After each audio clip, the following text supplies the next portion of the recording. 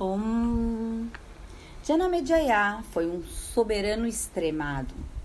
Nele se distendiam até quase se romperem as potências do sacrifício.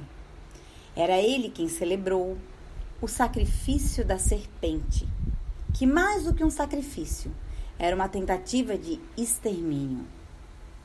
Foi Janamejaya quem instigou Vaishampayana a insistir com Vyasa para que lhe contasse a história do Mahabharata, para que Vaishampayana a contasse depois a ele mesmo, a Janamejaya e a numerosos brahmanes que participavam do sacrifício da serpente.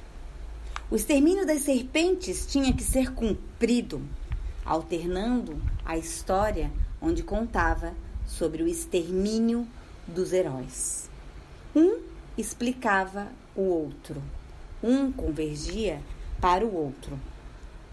E era ele, o próprio Janamejaya, o último sobrevivente da família dos heróis, e que perseguia ele furiosamente o extermínio das serpentes, sem conseguir atingir sua meta, porque uma serpente acabava se salvando no momento que estava prestes a cair no fogo. Ali estava presente também o primeiro inimigo de Janamejaya, que já havia sobrevivido ao incêndio na história da floresta de Kandava. Era Takshaka. E assim as histórias se seguem. Dentre todas elas, não há nenhuma que se compare ao Mahabharata, no que diz respeito às complicações e às situações da vida. Isso não se deve apenas à dimensão do texto, que é 3 vezes mais longo que a Bíblia, 7 vezes mais longo do que a Ilíada e a Odisseia juntas.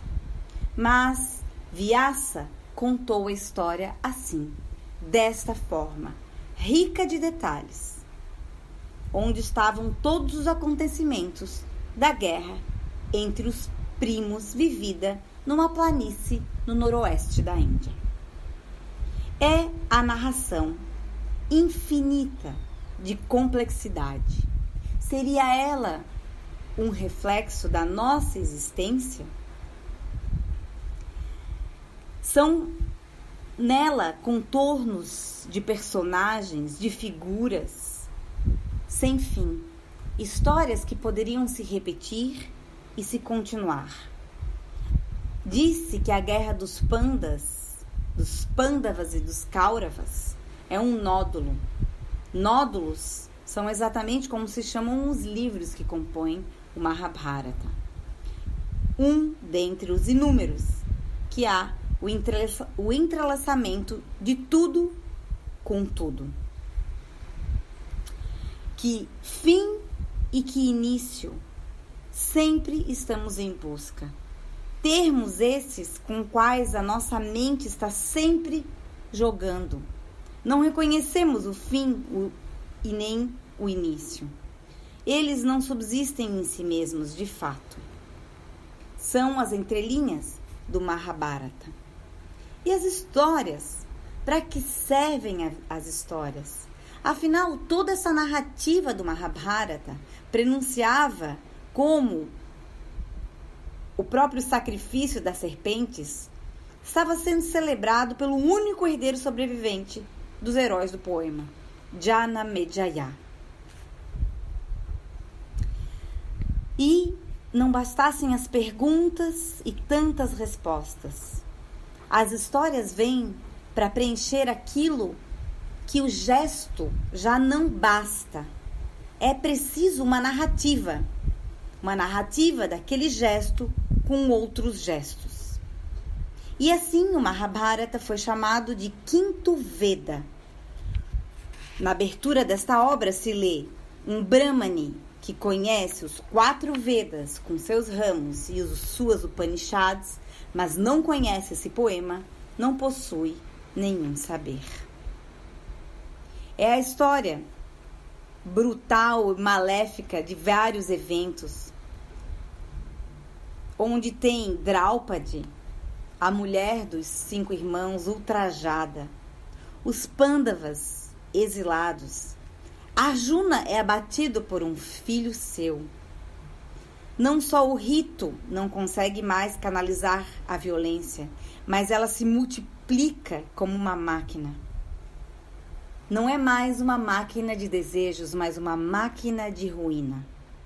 Assim segue a história do Mahabharata, onde num reino entre o rio Ganges e o rio Yamuna, Vyasa, que compõe essa história e também participou dela, foi um dos seus atores, diz que tudo aquilo que está aqui narrado no Mahabharata se encontra também em outra parte. Mas aquilo que não está aqui, não está também em nenhuma outra parte. Assim se diz que a narrativa do Mahabharata tem todas as relações sociais, familiares, humanas que um indivíduo pode vivenciar. Disse então que a narrativa pressupõe o desaparecimento da realidade. Ela é a vivência de tudo o que vivemos. Mahabharata. Om.